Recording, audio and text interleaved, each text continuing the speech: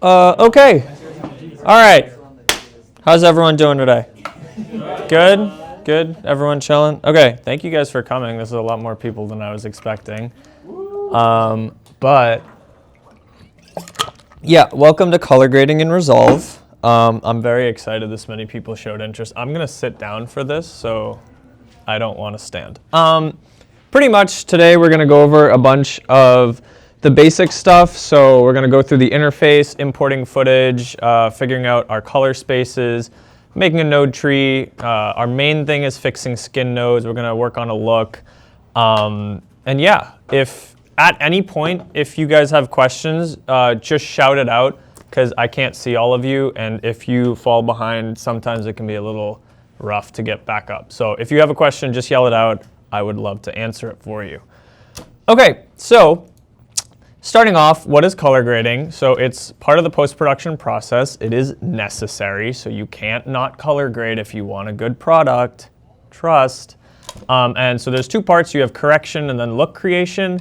Correction is pretty much where you unify all your footage across all your shots. So say you shot one scene in one room. Your correction section is where you essentially shot match everything. And then your look creation is where, why is your flashlight on? And look creation is then where you, make the actual grade of your image. Hello, how are you, Callie? Hey. Cool. And so the goal of color grading is to just elevate the overall look of your project, make your shots look cohesive and matching. So let's get started. Before you even open Resolve or whatever your color grading app of choice is, you need to expose your scene properly. So this can be done by using the histogram if you're shooting on like an A7, or by using false color. So this right here is what a histogram looks like. I'm sure you've all seen it. Pretty much you want your main point to be as close to the middle as possible, or you want as much data here. If your primary point is too far to the left, your scene's too dark, too far to the right, it's too bright. False color is a whole different thing that we'll cover next week in the lighting workshop. But using any of these tools, we want to make sure that we are exposing properly. One of the main important things is this little bar right here, 18% gray. That's your perfect exposure, essentially. And then exposure is measured in stops, so up 1 stop, 2, 2.5. And so 18% gray is essentially the midpoint between pure black and pure white. Obviously, you don't want your image to be pure anything. You want it to be a mix of all the colors. Cool. Moving on. So then we need the proper color settings. So if you're not planning to color grade, that's a problem. But if you are, you should be shooting in a log color profile. That gives you the most dynamic range, which just means the most detail in your shadows and your highlights. But your image will look flat. It'll look like the left side of this right here. That doesn't mean that your image is stuck looking like that. That just means you have to do a little work on it to make it look even better than if you were shooting in like a standard profile. Like I said, the log profile will just preserve data that would otherwise be lost if you only capture colors. And then, like it says down here, just shooting in log and doing a conversion to Rec 709, which I'll talk about later, will make your image have a lot more detail and more information than just a standard color profile.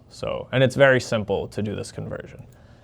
Cool. So this is kind of the big thing. What is a color space? So that is the range of colors a device can display or interpret. Almost all of your devices here use Rec 709 as their primary color space. YouTube does as well, which is why a lot of the times we will be exporting everything we do in Rec 709. Netflix will use Rec 2020, and DCI-P3 is a Hollywood standard. If we look at this graph right here, this big kind of wheel thing right here is the visible color spectrum. And if you look here, this white triangle is Rec 709. So in the Rec 709 color space, all the colors that you see inside this triangle are visible or interpretable. Say you want this really deep green right here. You're not going to get it if you're in Rec 709. The reason a lot of people use Rec 709 or services use Rec 709 is because it's just not as much data as something else, so it has less file size. So when YouTube gets like hundreds and thousands of hours of footage, they don't want huge files. They want as small as possible, so they compress to Rec 709. But when we're doing color grading, we want to use all the available colors, or as many as possible, so that we can do the most with our image. And the log profile will capture more color or data than is just in Rec 709. That's the whole point. So we want to be able to utilize everything that's outside of Rec 709 that our camera's captured. So to do this, we're starting in our camera's color space, which is different across cameras. We're going to turn it into our working color space, which is where we'll do all of our actual adjustments and operations. And then we will send it to our output color space, which is 99% of the time going to be Rec 709.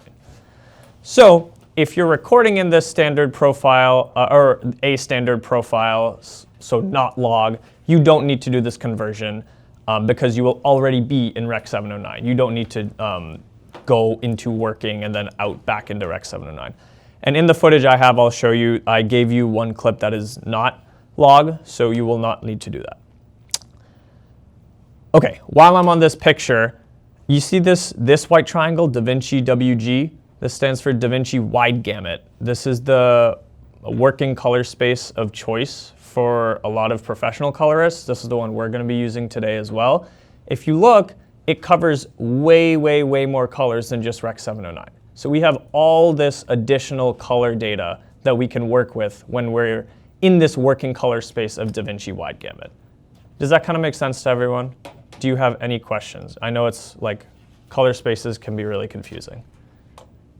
Yes? So we're working in Davinci Wide Gamut, but then outputting to Rec 709? Exactly. Okay. Exactly. Because doing that conversion preserves more data than just being in Rec 709 the whole time.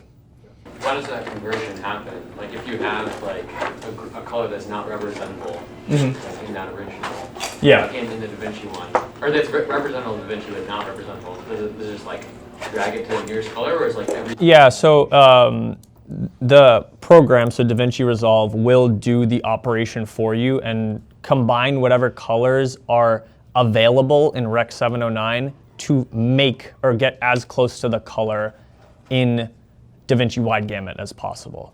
And so what we'll be doing, and which I'll show you guys as well, is we can't view Davinci Wide Gamut on our devices because our devices are made for Rec 709.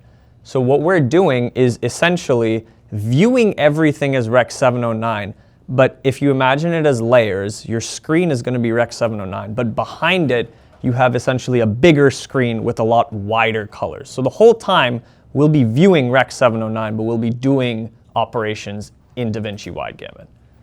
I know that's a little confusing. I'll explain more when we're actually in the program. Does anyone have any other questions? How do you see the picture if it's like, is that display Rec 709? Like, how is the picture being displayed? This picture right here? Yeah. Yeah, so we can see all these visible colors, but Rec 709 can only operate in this color space. So these different color gamuts can use more colors.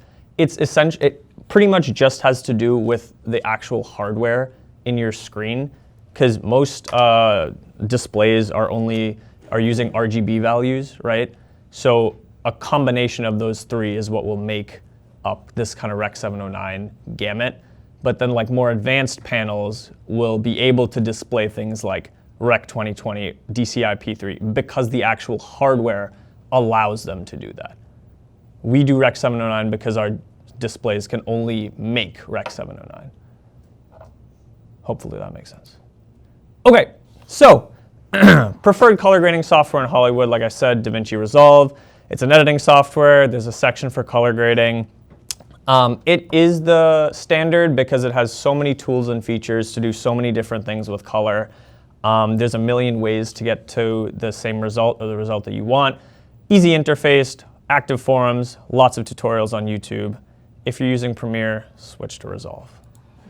Okay, So importing your media, very similar. I'm just talking about this because we need to import our media if we want to color grade anything.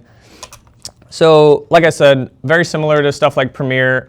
You want to use files that have as much information as possible. So what I mean by that is if you are trying to color grade a final cut of your project, so say you edit in Premiere and then you're going to bring it to Resolve to grade, what you don't want to do is export from Premiere a compressed like H.264 file because you're losing information when you do that compression. When you want, so the most uncompressed file format is what your camera spits out. So if it spits out like an MP4 file that's in log, that is the most like information accurate file that you can get. But if you're exporting a final cut of something, you would export in an uncompressed format, so ProRes 422HQ, ProRes 444, DNxHR, stuff like that, and you can bring those files into Resolve. Does that kind of make sense? Pretty much what this slide is saying is we just want to use files that have as much information as possible because it gives us the most latitude to work with. Does that make sense? Yes. Sometimes, where like when I've done this before, I've exported like the XML like from Premiere, so like it's linked right to the original footage. Is that not good, or that is fine as well? Because if it's the original footage, then it has the most information. So that is also optimal. You can do an XML. Most like professional things will use DNxHR because they don't want a million people, because there's a million people doing post-production. They don't want a million people to have all this like hundreds and thousands of gigabytes of footage. Yeah. So they'll just export one big thing and then we can, like colorists can cut it up later. If you can do an XML file and source it to the original footage, do that. Everyone good with that? And then what this is just saying is when you're doing that export of your final cut, just make sure your bit depth is as high as possible. Bit depth is just the amount of color information that's available to you. Okay, so inside the color page, this is what it's going to look like. I know it's scary, but trust me, it's not. I'll walk you through all of it. So there's a bunch of main sections here. Right here, you have your media viewer. That's just like anything else. You're just seeing what you're playing. Number 2 is your node tree. This is this section right here. This is where you build out all of your operations, and I'll talk about this more.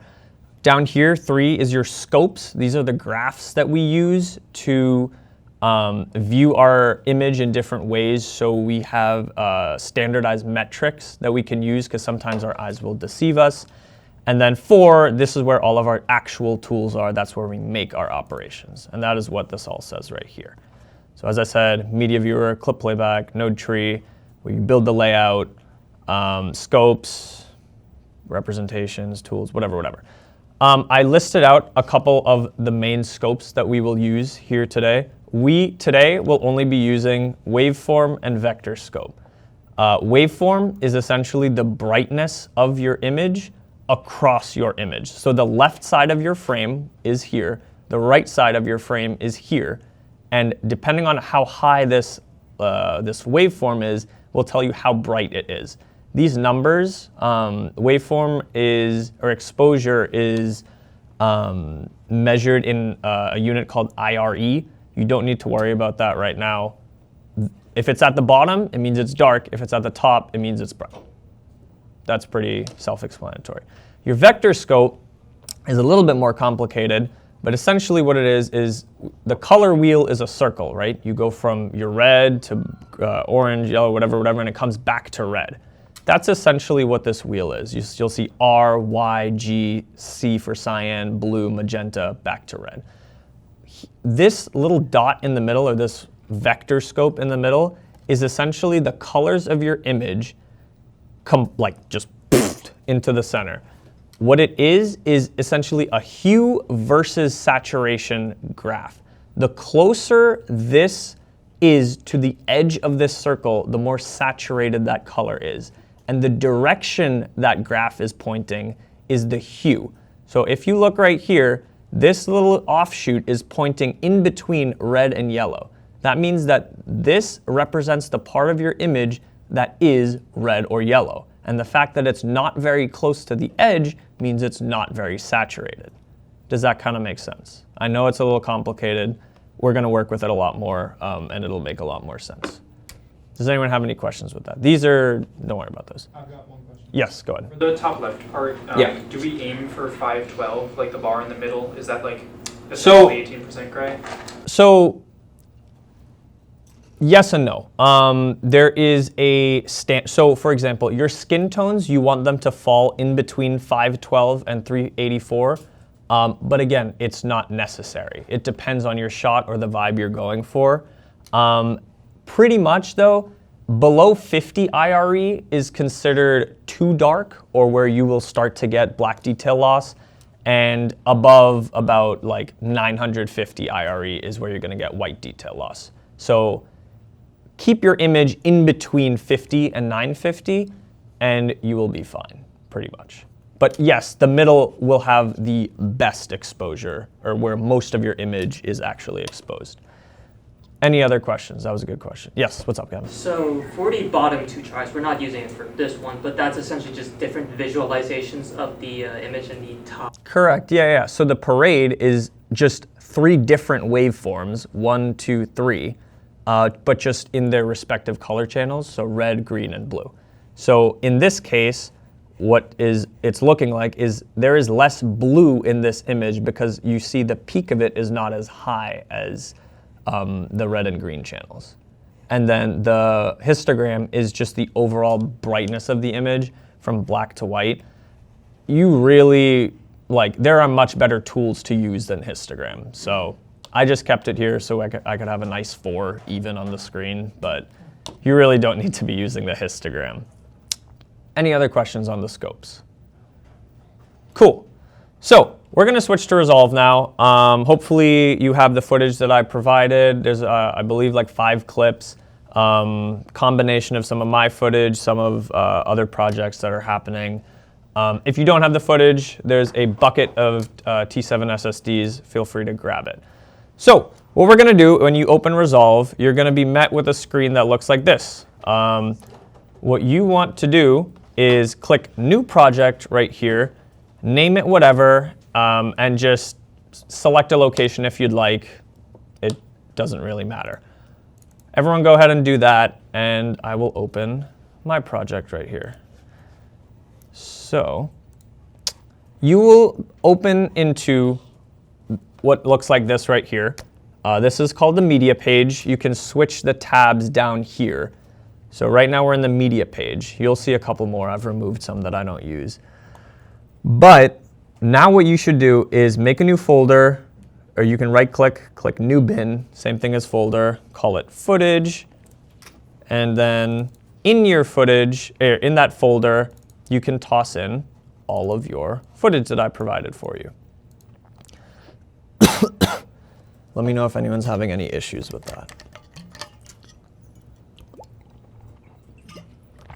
And it's just drag and drop from your file explorer.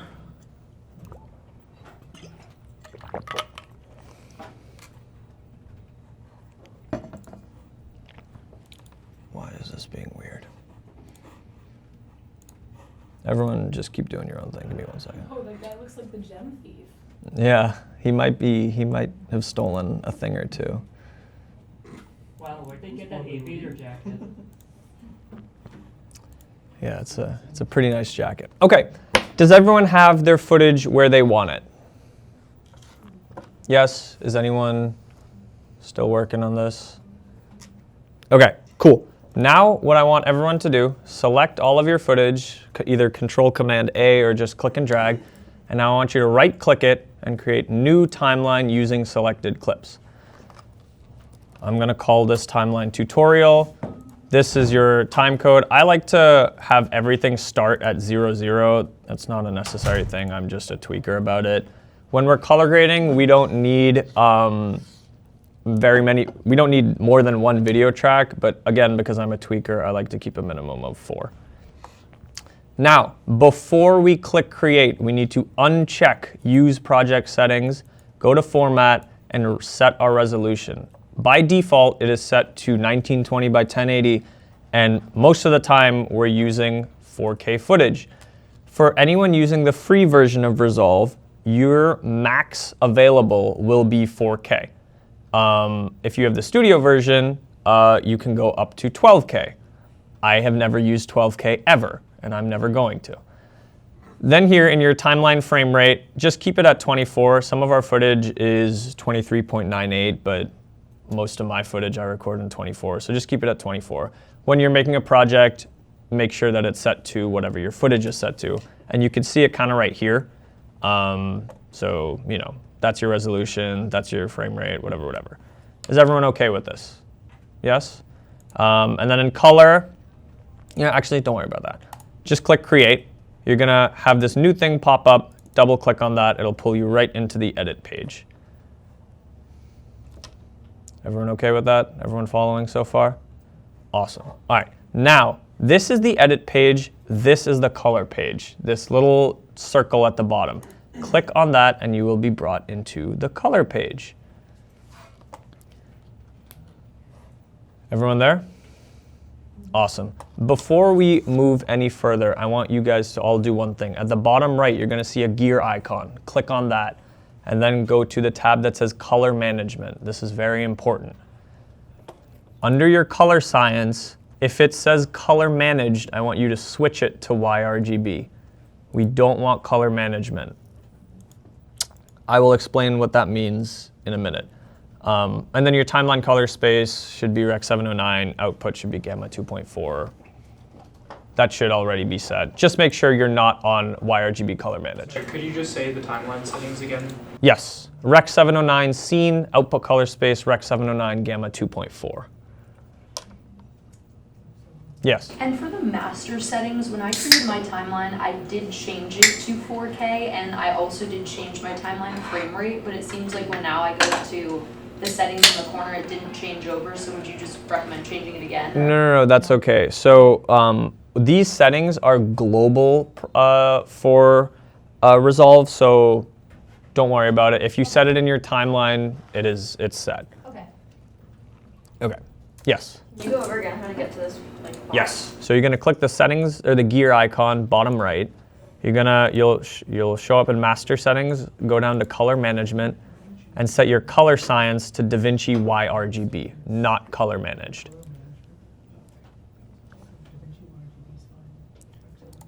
Cool. So while people are doing that, I'll explain what I mean. When you're, if you're in, no, let me restart.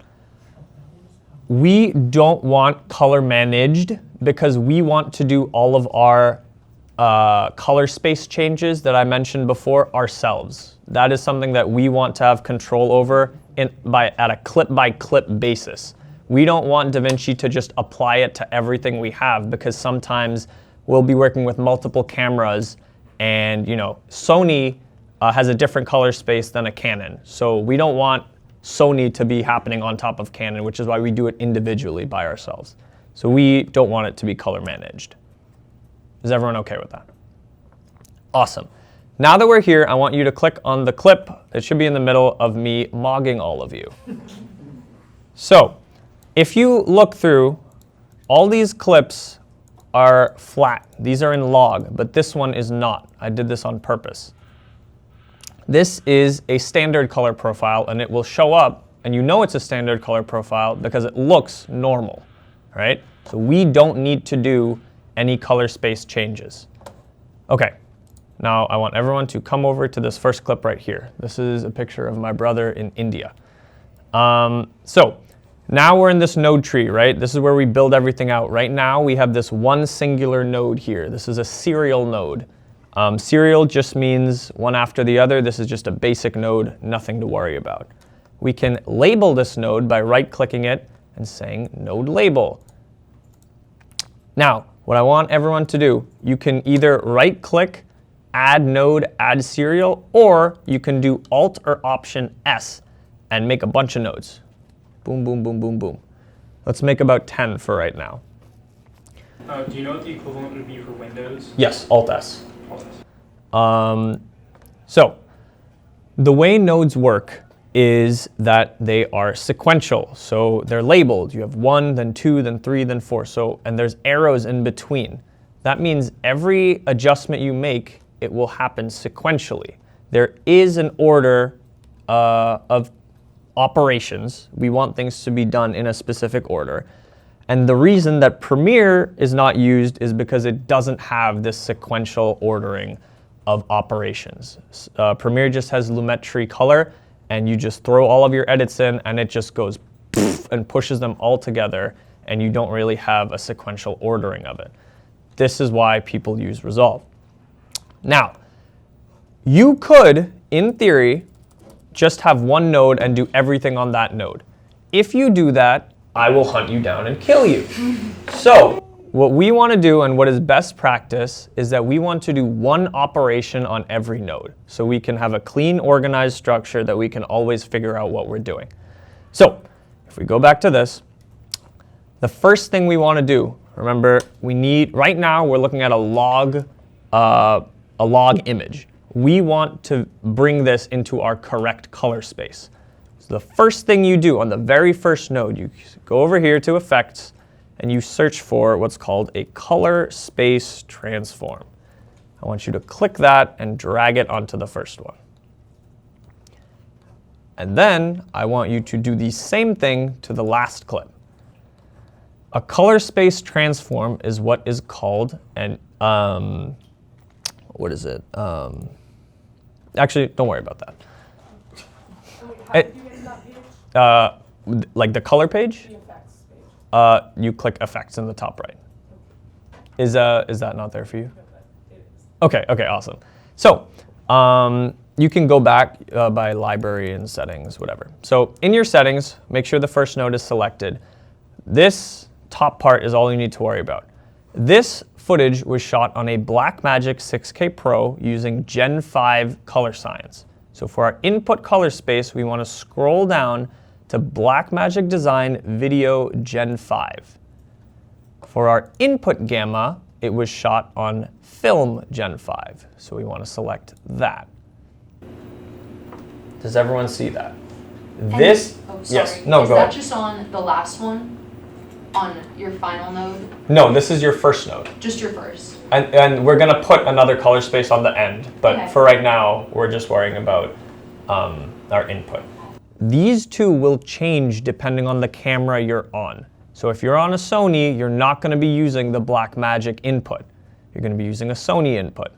So for this clip, Blackmagic Design, Video Gen 5, Input Gamma, Film Gen 5. Is everyone there? Okay. Now, yes, Kevin, go ahead. I suppose like if we are using like other cameras, where do we figure out what type of settings we're using? Yeah, for sure. So that's a lot of the time in the actual camera settings. So for example, you don't have to do this, everyone. If I go here to this clip from the club trailer, I shot this in log on the FX6. The FX6's thing is, obviously it's a Sony, and on the FX6 we record in S-Gamut 3 Cine. So I'm going to use that, and and we shot it on S-Log3. S-Log3. Okay? So you find that out in your camera settings. You should always know the settings that you're shooting with, and that's because if your colorist will always ask you what were you using when you shot it, and if you don't know, they will hate you. So we have our input, and now if you remember, actually I can go back. You remember right here, I said we want to go from the camera's color space to the working space. We just entered our camera's color space, so now we're going to go into our working space. So now for our output, remember I said we're working in Davinci wide gamut?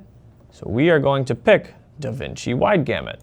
And for our gamma, we are going to pick Davinci intermediate. Boom. And would you look at that? It still looks like shit.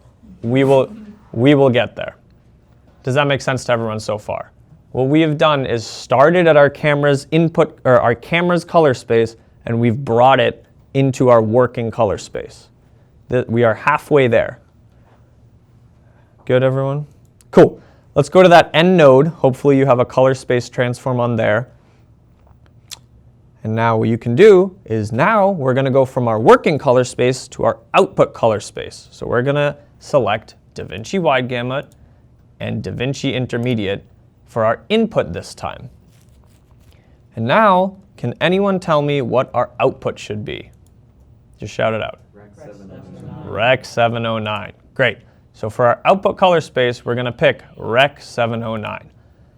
There's a lot of different gammas we can use for Rec 709, but YouTube uses gamma 2.4, and most devices display 2.4, so we're just going to pick gamma 2.4. And now, would you look at that? Our image doesn't look like shit. Let's go. Okay.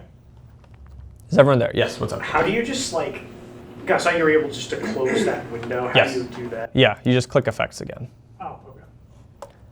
Yeah, sorry, I should have mentioned that. So, because we want to keep things organized, we're going to right-click this first. We're going to say CST in. You can label it whatever. I call it CST in. That stands for color space transform. And at the end, we're going to label CST out. We're going into our color space and out into Rec 709. Does that make yes? Are you right-clicking and clicking node label, or is there a faster way to do that? There is a shortcut. I'm just lazy and I haven't set it, but yeah. Is there a way to save these nodes? There is, and I will tell you how. Just not now. So, like I said, there's an order to these things. You always go into your working space, and at the end, you always go out.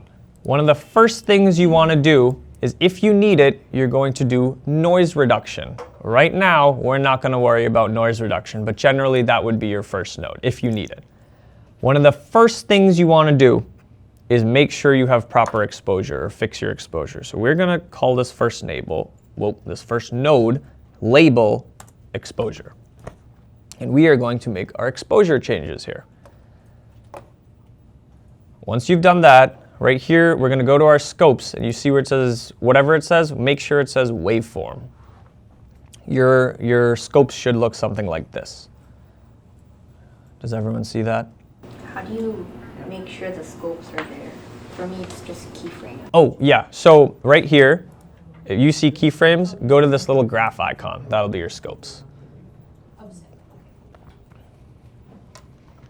Is everyone there? Everyone doing okay? Great. Cool. So there are lots of ways to do exposure. One of the things right now, and I'll start talking about tools right now. These are called your color wheels. They represent lift, gamma, and gain, which is your shadows, your midtones, and your highlights, and then you have offset, which is just global, everything. You are able to drag these sliders at the bottom to change the brightness or the intensity of your shadows, midtones, and highlights. That is one way to do it. You could also do your offset, which does everything. When you're doing exposure, in general, when we're making adjustments, we want to be as photometric as possible. When I say photometric, I mean as close to doing a camera level operation as possible. So we want to be doing operations that our camera would do. If I take a video, my camera is not changing the exposure of just the shadows. It's doing the whole image. So primarily, we can use our offset, which is our global, to change our exposure. If you drag it up and down, you'll see it's getting either darker or brighter, and you'll see our waveform changing at the same time. So this is one way to do it. Another way is if you go to our HDR wheels, which is the little icon to the right of it. In our global here, you'll see something called exposure right under global. This is technically a more photometric operation. You are more than welcome to use the global wheel in your normal primary color wheels to do this. I like to use the HDR wheels to do this. So what we're going to do, we're going to take this exposure and we're going to look at our scopes here, and we want to kind of center it as much as possible. We don't want to do this where you see our image is peaking right here and all of our data is crushed, and we definitely don't want to do this where you can't see a thing and our data is too crushed at the bottom. Let's just feel it out, whatever feels best to you. I'm going to say something right around here. Now, one of the things we always want to do when we make a change is look at the before and after and make sure that we are making a positive change. We do this by enabling or disabling the node. You can do this with Control or Command D on that node. So select the node, Control or Command D will enable or disable it. If you want to disable or enable all the nodes in your node tree, you can do Alt or Option D. That'll enable or disable all the nodes. So that's our exposure. I think that looks pretty good. Next, what I want to do is I want to go to our next node, and I want to call that balance. Balance is essentially our white balance. We want our image to have proper colors. So how do we do that? If we're in our primaries, you'll see something, if you've used Lightroom or if you've used Premiere, you'll see this temp and tint. We can add or remove blue or orange, add or remove green or magenta. This is an option. One thing you can do is you see this little eyedropper icon, you can click that, and you can click on a white or black part of your image, and it will set your white balance, auto set it. I have not had great, it works kinda. It's not my favorite thing. But the thing is, if okay, hold on. The color wheel is a circle, right? And our colors aren't just made up of arbitrary amounts of blue, orange, green, or magenta, right? They're just colors. So why would we use temp and tint, which is just arbitrary amounts of blue, orange, green, and magenta to do our white balance? We want to do a photometric operation, which is something that our camera would actually do. So this is where our wheels come into play here. We want to take our global wheel, and actually, let's do this. Let's pull up our vector scope in our scopes. Once we have our vector scope opened, we want to use our offset, or our global wheel, sorry, and now we can pull the entire image into different colors instead of making arbitrary changes with our temp and tint. So if I'm looking at this, this is pretty well balanced, honestly. If anything, I think it's a little bit too cool, so we're going to pull it towards the orange. And if you make that change, if you click and drag, you can see that we are making changes, and you'll see that reflected in the vector scope. If we click and drag a little bit towards orange,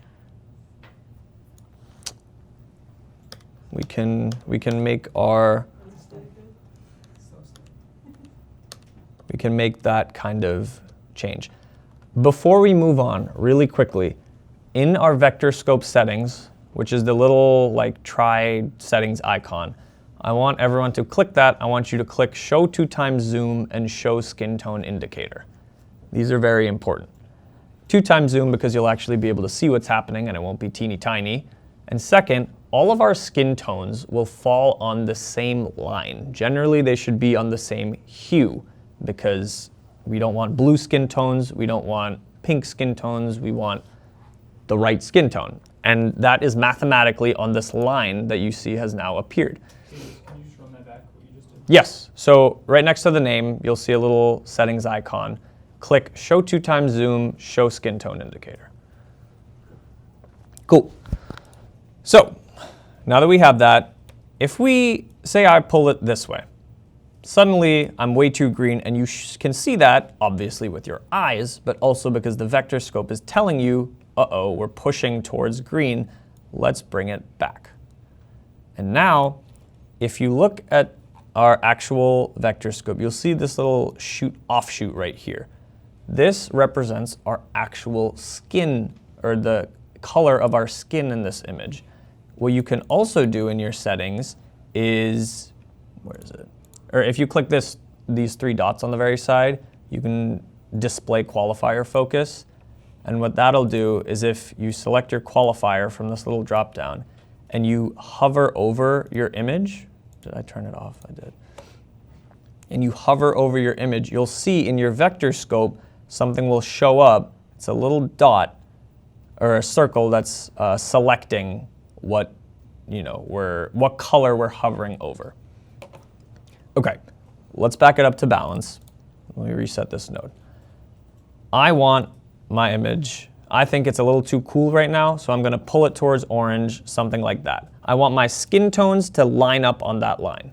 All right, that's the main thing. Line them up right on that line. Now, let's move on from there. Now that our image is white balanced, we can move on. Right now, you know how I mentioned we do color correction and then look development? We're still in the color correction sort of spot right now. Now what we're going to do is make a node, and we're going to call it contrast. And then we're going to go back to our waveform. So right now, to me, this image looks a little bit flat. I think we can make the shadows a little darker, make the highlights a little brighter, just pull more data out of this huge file that we've captured on our camera. So what we could do is in our color wheels, and primarily I'm going to be using the color wheels for this whole tutorial just because we can do so much in it. Remember how I said we have lift, gamma, gain, which is our shadows, midtones, and highlights? We are going to use the intensity, or the wheels down here, to affect each of those individually. So right now, if we look at our our waveform, you'll see our shadows are hovering right around 128. And you can see, yeah, they're pretty dark, but they're almost gray. I want it to be like closer to actual black. So what I'm going to do is I'm going to take my lift and I'm going to drag it a little bit down, right about to there. What you'll see if I enable and disable that is that our shadows have gotten darker, but our highlights up here have not been affected as much. All contrast is a separation between your shadows and your highlights. So pretty much, if you look at our vector scope, what we're doing is we're pulling the shadows down, and now what we're going to do is we're going to take our gain, which is our highlights, we're going to pull it up. I'm going to bring it right somewhere up to there. I think that looks pretty good. Off and on. And if you watch your vector scope, you'll see that the shadows and your highlights are separating. That is literally all that contrast is. This is one way to do contrast. You can also see, if I reset this node, there's a little dial right here called contrast. You can drag that up and down and it'll do somewhat of the same thing. But again, when you're just dragging this wheel, you're not able to set the amount individually that you want to do, and we want to have the most control. If you want to use this wheel, feel free. No one is stopping you. Again, it's just not the most photometric way to do it. The best way to do it is to use our lift, drop it down, use our gain, bump it up. And we can pick how high or low we want each of those individually. Yes? Can you explain again why one way is better than the other? Yeah, for sure. So if I change my contrast, what it is doing is we have like this middle point in our image, and you can see it right here, roughly about 512 IRE. Changing this contrast dial, what it is doing is it is from that center point, which is 512, it is just pushing the highlights and shadows away from each other from that set point. What we are doing using lift and gain is we are setting that point ourselves. We are saying, okay, maybe I want my image to be maybe I want my shadows to be darker, but I don't want my highlights to be that bright. If I'm using this dial, I can't change them individually. I can only do both at the same time. I want more control, which is why I'm going to use my lift to maybe bring it there, and say I want my highlights like down here even. That's fine, but if we look at the difference, like I'm not able to change my highlights the same way that I'm able to if I was using gain and lift. Does that kind of make sense? Cool. So let me do that again. And also, if you want to set something back to its original, you can just double click on it. So For example, if I change my contrast, if I double click on it, it'll just set it back to 0 or whatever the default is. Okay, cool. Now we have our contrast set. The last thing we want to do in our correction is saturation. That's our next node. Again, lots of ways to do saturation in Resolve. One of them is right here. There's a big dial that says saturation, and we can change it more or less. And let me make this big for you guys. You can see that we're either desaturating or saturating our image. Now, that is one way to do it. There's another way, which is very similar to our exposure. Here, what it's doing is it's doing pretty much the way that Resolve works is each operation is defined by a mathematical equation that they make specifically for it. The saturation one was made when Resolve came out, and they haven't updated it. The saturation equation that they made here, right here, in the HDR wheels is more recent and more accurate. It's not a big deal. You can really use whatever you want. I personally like to use the saturation here, so I'm just going to bump it up just a little bit. Something like that. We can see the difference. It's very minimal. You can see it kind of in the skin. You'll see it getting a little more orange. Like I said, there's a million ways to do what you want to do. It's kind of just up to preference. Because this is a more recent way to do it, it's a little more photometric. But using the saturation dial here is not at all a bad way to do it. Anyone have any questions with that? No? Cool. OK. We are done with our correction. If you hit Alt-D, you will see our starting point, and you will see our ending point. Pretty big difference. Already, it looks really good. And if you want to stop here, that is totally fine. If what you're going for is just a realistic, balanced image, your color grade is done. Oh, don't do that. All right. So now, what did I do? Go back. Go back, go back, go back. OK. What's the Mac equivalent of Alt-D? Option D. Yeah. Cool. Oh, dang. Yeah. Okay, see, exactly. Yeah. So we've done a lot already. OK, now that we're done with our correction, we're going to go into our actual look development. No! Hold on. It's what? Bye, Peter. Thanks for coming. OK, we're back. Make sure this is still recording, right? Yeah, OK. Just real quick, is there a keyboard shortcut just to make it full screen? Yes, sorry. Shift F, or sorry, Control F will make it full screen. Awesome. Thank you. And then, actually, I'll get to it later. So, cool. Looks pretty good, right? All right. What happened? No, I put it in full screen. I was like, damn, I'm good at this. Yeah, bro's goated. So when do we do like the overtime color right now? We are not doing overtime colors right now. 1984. Okay. All right. So, also, I know it is already 7. If you have to go, that is A-OK. We will be going for a little longer, just until we finish look development, and then I'll be here until 8 for questions. So, OK, so now we can make all of our actual look adjustments. What I'm going to do, I'm going to delete these extra nodes. And so far, we've been using what are called serial nodes, which is one after the other. We're making an adjustment, then we're going to the next node, making an adjustment, and then we're doing the same thing. Now, what I'm going to introduce you to are called parallel nodes, because they are parallel to each other. I know, Kevin, it's insane. What a parallel node is you will have as many parallels as you want, and they will make a change at the same time, and they will just feed it into a combiner node, which you see it right here. Yes, that would probably be helpful. Either you can right-click your node, add parallel, or you can do Alt or Option P, and it'll make that for you. Boom. Now we have parallels. Option P, yeah.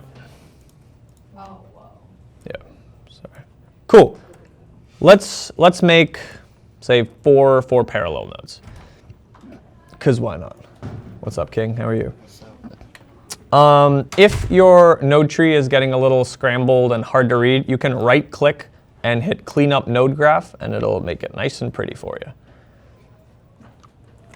Okay, now, there is no best way to make your changes. Like, what I mean by that is when you're doing look development, you don't need to be doing, okay, I need to do my saturation, and then I need to do my curves, and then I need to do my shadows in that order specifically. It is not that necessary, which is why we can do them all kind of at the same time, and we'll see it combined together, which is why we use that parallel node. One of the first things I like to do, thank you for coming, I'll see you later, is change our temp, or our temperature. I don't want to spell temperature, so I'm just going to say temp. Can you? No. TEMBRS or something. Timber. Cool. Tempura, exactly. Okay, so now that we have our balanced image, I want this image to feel like we're in a desert. Say I want it to be like nice and warm and like sandy and dune-like, right? Say I'm going for that. What? Mad Max filter, exactly. Mexico filter. Boom! We've hit the border, everyone. All right. So, oh, sorry. I'll send it back for you. Oh yeah, that's right. Yeah, exactly. Okay, so here I just want to make my image a little more orange, and you know what? There's a great tool for that. It's the temp tool. I'm just going to bring it a little more orange, kind of where I want it. Say I want it right there. Like I said before, for a balancing change, temp and tint may not be the best way to do it. But if I want to literally just make my image a little warmer or a little cooler, temp is a great way to do it because that's its job. Just either make the image more blue or more orange. And I want the image more orange across the board. So I'm going to do that. I set mine to like 360, do whatever feels good to you. Let's say now I want to make my shadows a little bit cooler. So I'll make a node and I'll just call it like shadows. And you'll notice that I'm not like doing something in a specific order. I'm just going off of vibes. Like, I want my shadows to be cooler. Cool. I'll make a node for my shadows. Now, look at this fun little thing here called lift. As we know, that affects our shadows. So say I want them to be cooler, what direction should I drag them in? Blue. Great. So let's go back to our vector scope. I'm going to take my lift, and I am going to drag it. Whoa, that's a little too much. I'm going to drag it a little bit to blue. We can see what that's doing. You'll see that my brother is getting a little bit cooler, but the rest of the image is staying semi-warm. If anything, that's like a little too much. I'm gonna push it back a little bit. These are pretty sensitive, so you don't need to drag very hard to get a result you want. If I want my image to be blue and I go like this, I'm cooked. You know what I mean? So also if you double click, like I said, you will reset. So just a small change will do it. Like I said, I'm doing my lift. And say now I want my highlights to be warm, right? That's a very common effect called split toning, where your shadows and your highlights will be on different ends of the color wheel. So I will take my gain and I will push it a little bit towards orange. Boom. What that's doing, it's very minor, but you'll see our subject and the shadows on our subject are a little cooler while the highlights, which is kind of the sky, is staying pretty warm. Okay, cool. We can do more adjustments if we, actually, let me show you one thing. Our next node, we're gonna call it curves. Here, we are going to use our curves, and we have a lot of curves. Look at all these curves, doing all these crazy different things. Everyone here is probably familiar with these curves, which are just standard YRGB curves. Some people call them contrast curves because you can make your S curve and it'll add contrast. This is another way to add contrast. I'm going to use the curves for color. So if you look down here, we have a bunch of different options. We have hue versus hue, hue versus sat, hue versus loom, loom versus sat versus sat, and then sat versus loom. Lots and lots of shit that you don't need to worry about. Here, all you need to know is hue versus hue. This is a color in your image, and you have all your colors right here across the rainbow, and this graph will show you where the colors in your image are located. As you can see here, we have a lot of orange because our image is orange. And by changing, so one way to affect it is by using the presets here. You can also just click on your screen and it'll make a point for you. If you drag this control point up and down, it will change the hue of the hue that you've selected. So going down will bring it more, in this case, green. So now my brother looks like Shrek. Or we can bring it up and we can make him a little more pink. Now, we don't actually want to have my brother looking like Shrek, but say, for example, that I do think that, you know, this green back here is a little too yellow. So I'm gonna click there and now I have a control point for it. If I drag this control point down, you'll see that that yellow is getting shifted into more green territory. And you don't need to drag very hard. If I enable and disable it, you'll see, it's a little hard to see, but it's there. We're going from yellow greens into actual green greens. And now say I want it to be more saturated. So I can go into my hue versus saturation, which is where I have all the hues of my image, and if I drag up or down, I'll be changing the saturation. If I drag it down, I'm gonna desaturate that color. If I drag it up, I'm going to increase saturation on that color. So say I click that green again, and I want it more saturated. So I bring it up right around like, I don't know, there. So what we're doing there, off, on, is now we're saturating those greens. So we're just making changes in each node that will kind of affect different areas of the image and kind of get to a point that we like. Cool. I'm gonna kind of stop there. I'm gonna delete this node because tutorial and we have a lot more clips to get through. Also, if you see your clips and you want more real estate, you can just deselect the clips icon right here. You can also deselect media pool if that's an option, LUTs if that's an option, gallery, whatever. Is there a way to zoom out more? Yeah, you can scroll. What about with the node stuff? Oh, yeah, I think, what is it? Yeah, Alt and scroll will zoom in and out. You can also reposition the nodes however you like, so, you know. Okay, so now we are 3/4 of the way to our final image. What I want to do now is, so we've covered correction and we've covered making selective changes to our image. Now I want to talk about masking. A lot of you know what masking is already. You can select a shape or an area and make a selective change to that area. And I like to do all my masking as parallel nodes again. So if I click on this node and I hit Alt, and I hit, that's not what I wanted. Sorry, and I hit Alt, if I have a node here, so, sorry, you know what, I'll make this, Jesus Christ. Let me make this easy for you guys. Click on this right here, Alt-S, that'll make a serial, and from this, just hit Alt-P a couple times and we'll have our parallels. And what is it on Premiere again? On Premiere? Sorry, not Premiere. Mac, option. Option, okay. Yeah, we can clean up our node graph to make it look pretty again.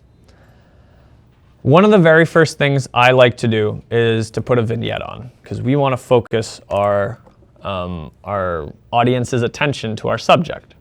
So what I'm going to do here is make a node, call it vignette, and now down here we have our windows. These are called power windows. It's just a mask, that's all it is. So what I'm going to do, and we have all these pre-built shapes. If we take this, we can draw a shape that we want, but I don't want to do that. I'm just going to take a nice circle. I'm going to kind of place it over there, and I'm going to make it a little bigger, a little wider, kind of do that. And this is important. I want to take this outside point, and I want to soften it up a lot. I don't want like a hard change. I want a nice gradual vignette. And now from here, what do I want to do? I want to make the edges darker, right? So right now, and this is important, if you do Shift-H, you will see the selected area of your mask. So right now, we have a additive selection of, my brother. And then the edges of the frame are not visible in that mask. We want the opposite, right? We want to affect the outside. So we're going to click this little icon right here and invert it. Cool. Now that we have the outside selected, bless. We Can you show how to do that again? invert, yeah, just boom. Oh, thank you. Yeah, for sure. Now How do you show I'm not getting like where it shows where the fuzziness Here? of the mask is. Yeah. Like where it changes the pixels. Shift-H. Shift-H. Yeah. You can also do that by clicking this right here, this little icon. This is called your highlight. Yeah. So also if you're too zoomed out or zoomed weird, if you do Shift-Z, it'll recenter everything for you. And we can also adjust this if you want it bigger, kind of do whatever you want. All right, cool. So now that we have our selection, we want to make the outside darker, right? We want this part to be darker. All we're doing is we're dropping the exposure. So can someone tell me, how did we change our exposure at the start of this whole deal? We went to the HDR settings. And we just dragged exposure down. So if we just do the exact same thing and drag exposure down, and we can do this kind of in our highlight, we'll look at it in our highlights just to make sure that we're affecting what we want to affect. We will drag our exposure down a little bit. And now what we've done is we've made a vignette. Cool.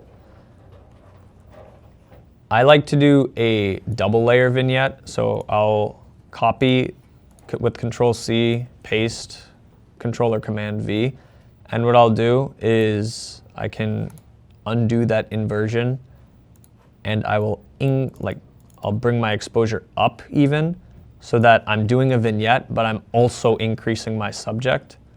So what that's doing is bring the subject up a little bit. And then we can just mess around a little bit. Say I want this corner specifically to be darker.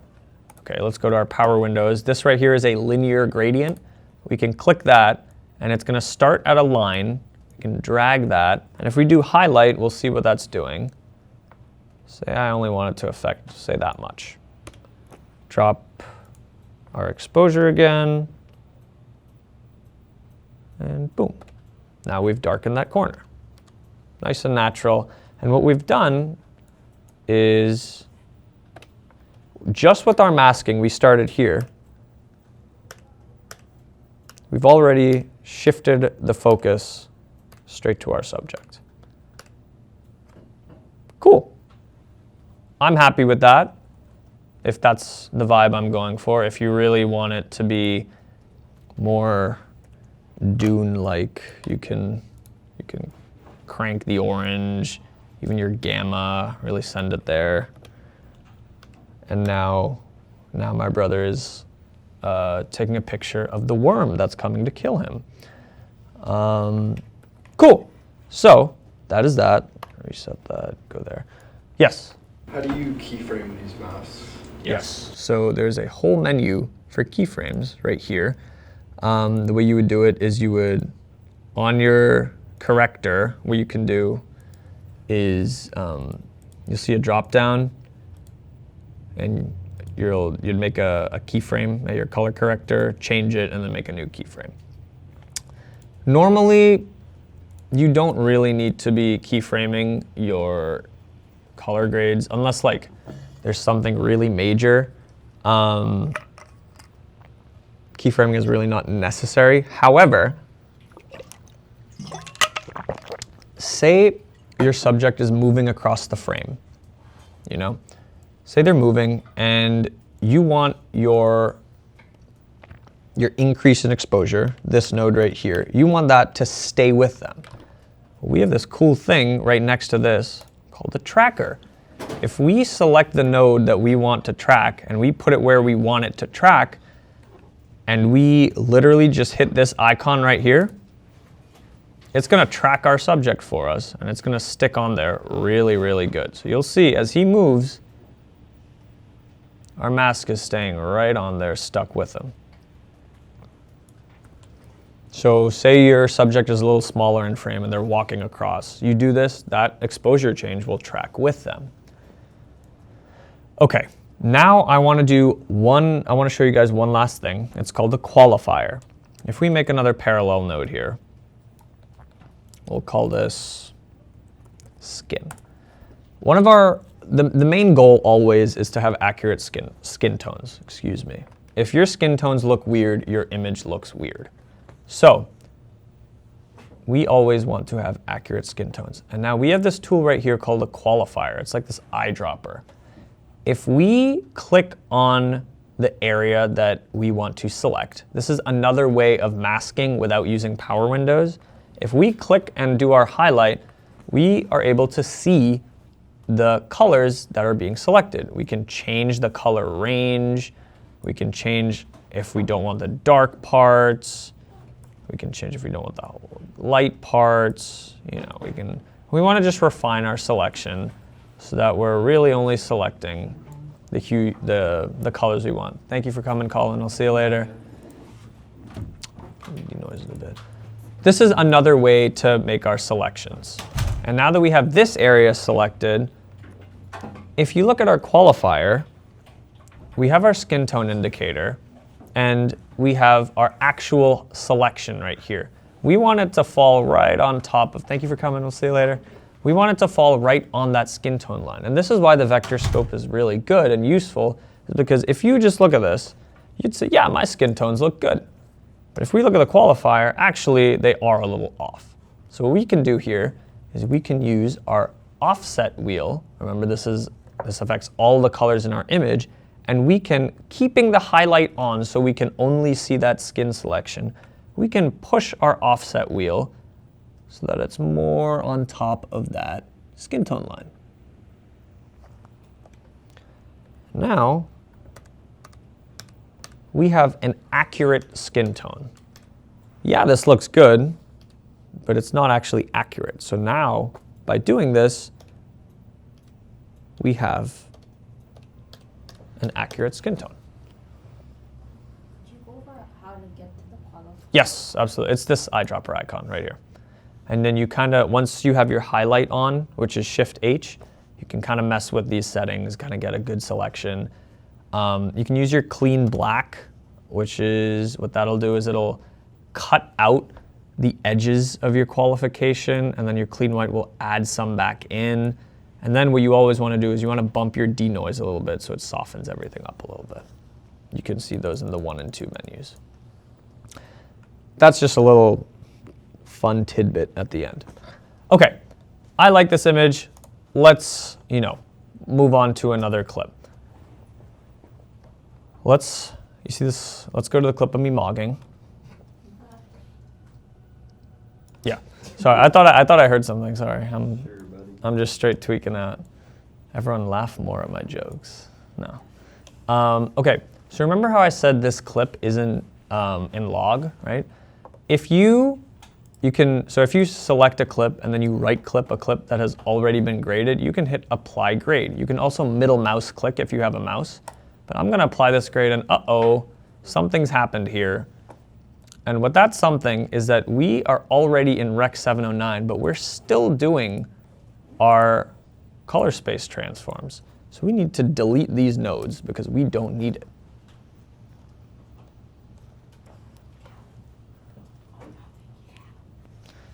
Okay. Thank you so much. See you later, Callie. Thanks for coming. Okay. Let's do Alt D so that we're back on our raw image. And let's take a look. Every time you get on a new clip, you want to do the same process in kind of the same order that you did the previous one. So now that everything's deselected, let's pull our waveform back up. And I'm going to speed through this a little bit more now because now that we've actually gone through every tool. We can enable our clip with Control D. I'm going to affect my exposure in the HDR section again. We'll bring it to 0. It'll be like, I don't know, something like that. Remember, if we're up here, you'll see that we're clipping. So we don't want that. I'll bring it back down a little bit. Now that we're done with our exposure, we can go to our balance. And this is a big one here because if you look at our vector scope, this is kind of where our skin tones are at, which is pretty far off of this center line, right? So we're gonna go to our primaries again, go to our offset wheel, and let's spin it so that our skin tones are a little more accurate. We're just gonna kind of pull this whole image in the direction that we want. Thank you. See you later. Bye, Armand. See ya. Cool. So what we've done, we've started here, and we've brought our image back to accurate skin tones. I purposely shot this a little bit too warm so that, you know, it's a little easier to see the thing that we're doing to it. Now that we have our balance, let's go to our contrast. We'll enable that with Control D. So go back to our waveform. If you look here, we're kind of hitting the bottom of this image on the waveform. So we're going to go over here to our lift, and we're going to pull that up a little bit so we're not hitting the actual bottom. And then let's bump our highlights a little bit. We can do that with our gain. Cool. Enable, disable. I think that looks pretty good. We're not losing any details. We'll turn our saturation back on, because why not?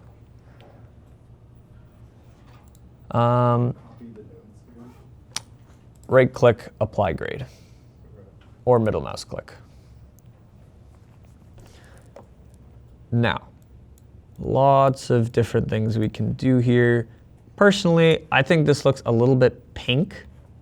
If we check on our vector scope, you will see, yeah, we're kind of pushing a little bit in that direction. So let's do this. Let's reset our node grade by right-clicking reset on temp. And I'm going to pull my image a little bit away from pink in our tint, because that's all I'm trying to do right now is just remove some magenta from, or pink from our image. That's what that's doing. A lot of these changes are very subtle, but when they come together, you see they make a big difference. Cool. So I don't really want to do anything else with this image. Let's delete our shadows. Actually, in our curves, I want to show you guys one thing. This is probably a good way to show it. If we zoom in kind of over here, you'll see the TV behind me, which is playing a clip from Half Past. Let's go to our curves again, and let's go to our hue versus hue. Say I want this green to not be as green. So let's click on that. We have this point right here, which we know is the actual green. And we can pull it, and let's bring it a little more like blue. And you can see just by this one change, we're changing a whole color hue value. What that's doing is that. I can make a bit of a bigger change just so it's a little more visible for you guys. So, damn, bro's going at it. All right, so now that's kind of all I want to do color-wise to this image. So let's toss that vignette back on. Let's reframe it a little bit so it's actually on me where I want it. turn it off and on, you'll see it's doing what we want it to. And then, yeah, say I want more of a shadow over here. Let's bring this gradient over, sorry. And then, that's not what I want. What are we doing? Let's kind of shape it right there. Cool, maybe that's a little much. So let's go to our HDR where we made our changes, and let's bring the exposure of that back up a little bit. So now what we've done, got a nice clean image. Cool. So this is just one more example. We can, let's go to this clip right here, which is from our club trailer. Does anyone have any questions while I'm at it? I know I kind of sped through that one. I'm just going to kind of go through clips now. Sorry, just go over the parallel nodes for when you copy the 2 vignettes. What did the second one do? I know it's not it's disabled on this one, but for the previous one. Yeah, absolutely. So the first one is darkening the actual edges. Okay. And then I copied it and I changed it to not invert. Oh, I So see. now it's actually affecting the center point of the mask, and I'm increasing the exposure there. Gotcha. So for the first node, I'm darkening the outside, and the second one, I'm brightening the inside, essentially. Cool. Yes? Copy the notes again? Yeah, absolutely. You right-click, so you select the node you want it to be copied onto, or the clip you want it to be copied onto. You right-click the one that you're pulling from, and you hit Apply Grade. Boom. All right. Okay. So let's do this. Let's deselect all of these. So now let's go to this clip that has Maddie on it, and I want you to apply the grade from the first one.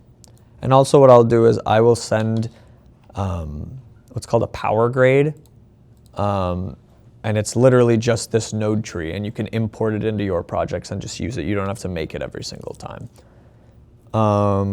So if we turn on our color space transforms, we'll see this looks a little weird. And the reason that is because this was shot on a Sony FX6, and this was shot on a Blackmagic. These are different cameras and they have different color spaces.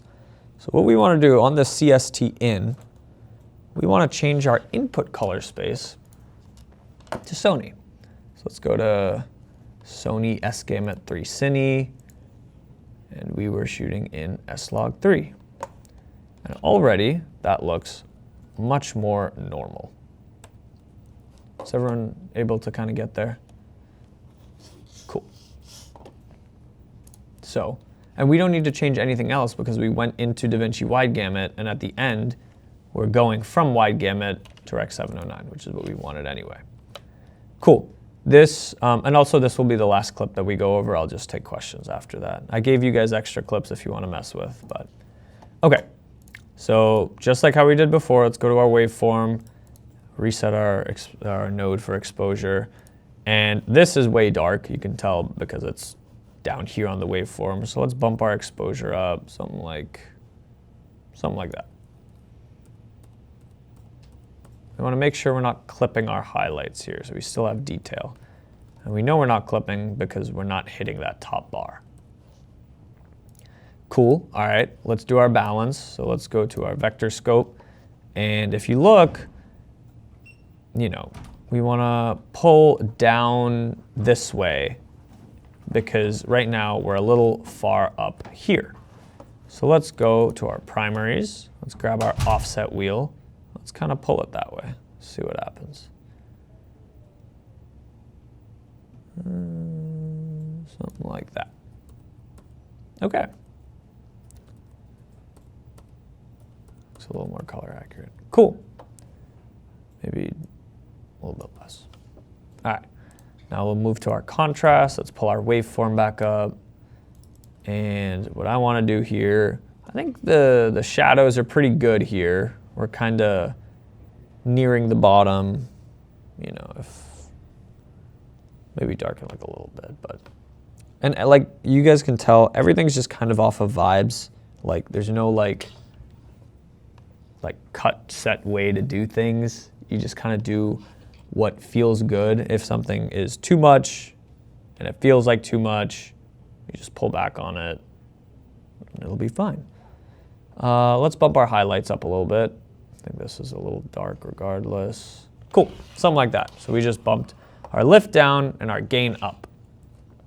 Go to our saturation, and we can either do what we did here, or we can do the other version, which is right here in our HDR wheels. Cool. All right.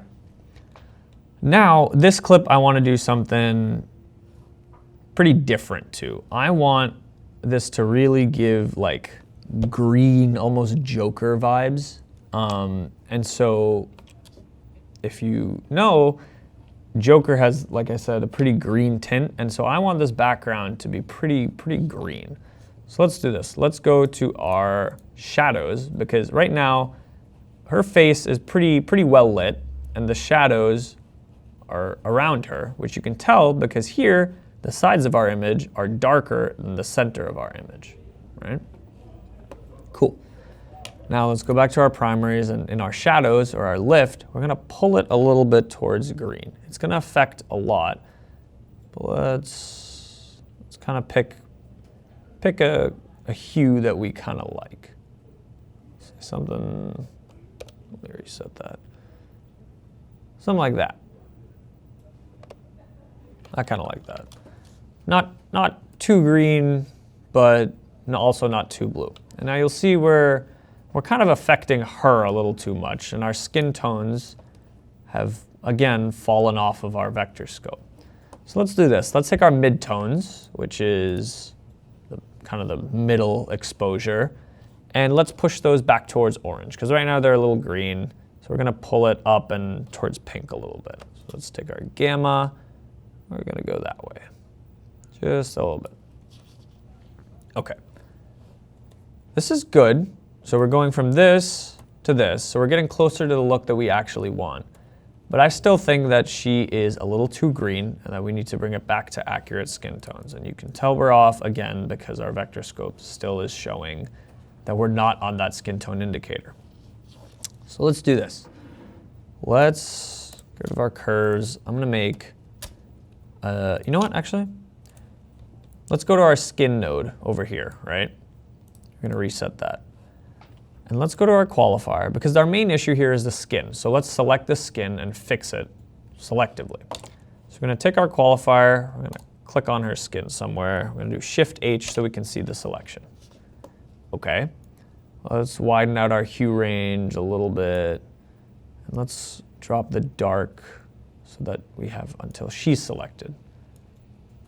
It's a pretty good selection. Let's clean black. We'll get rid of some of these spots over here. And then clean white will add in some of the spots that were missed out. Let's drop a bit of denoise on there. Cool. So we have a pretty good selection, I would say. Now, if you highlight it, you'll see this is exactly what we have highlighted. These are our hue values. And we want to pull those back onto the skin tone line. So let's go over here to our wheels, and let's take our offset, which is our global, because now that we've selected the hues we want, we can just change all of them. We don't need to make a selective change between the shadows or the highlights. So let's take our offset wheel, and let's watch our vector scope until it goes right back onto that line. Would you look at that? We have a much better skin tone. I think that's a little bit pink, so what I'm going to do is I'm going to pull it a little bit back. But if we look at that, we have fixed our issue entirely, which is the fact that Maddie right now is green. And now she's not green. So what we've done in in two nodes here, shadow and skin, we have gone from this to this. We've already made a look. And say you really want to, push that green vibe in the background. If you want to go to your shadows and be like, yeah, let me really dial it in. You know what I mean? Then in your skin, if you do that highlight selection again, you can just correct for it.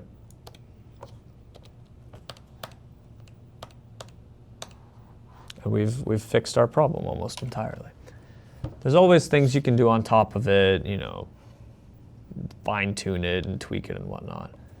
But I think this is not a terrible start. And honestly, this is not a product that I would hate. And yeah. Cool. So that is kind of how you make a look. You go off of vibes, you pull your shadows in one direction, your highlights in another. You can mess with your curves a little bit if you really want. Be like, oh, I want insane contrast. Pull the shadows down even more, highlights up. You know, say, oh, you know, I actually hate the screen. Let's go in our hue versus hue. It's like, that's not doing what I wanted to do. And we can kind of change it. Maybe I want it less green, more blue. Boom. Okay, so that is kind of the vibe. What I would like you to take out of this, CST in, CST out. You make your correction changes, and then you work on your look. You can copy and paste it and do as such. And it is actually very easy to do so. This is all being recorded, so you can watch it back if you ever, you know, if you ever get confused while you're doing this. I will provide everyone with a power grade and the instructions on how to set that up inside Resolve, so you don't have to build out this node tree every time. But other than that, that's kind of all I had for you guys. If you have any questions, I will be here if you want to work through some of the other clips that I've provided. Oh, perfect timing. It just died. Awesome. It either died or it ran out of space. I don't know. It's fine. But yeah, I'll take any questions you guys have. If not, thank you guys so much for coming. I appreciate it. I hope you guys learned something. Yeah, I'll hopefully see you guys next week for the lighting workshop.